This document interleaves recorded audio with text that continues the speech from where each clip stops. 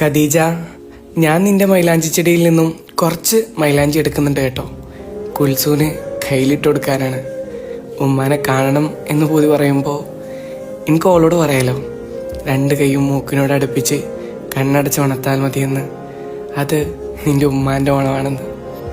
ആ പുസ്തകം അവസാനിപ്പിച്ചത് ഈ വരികളിലൂടെയാണ്. നിലക്കാത്ത സ്നേഹത്തിൻ്റെ മാതൃകയാണ്.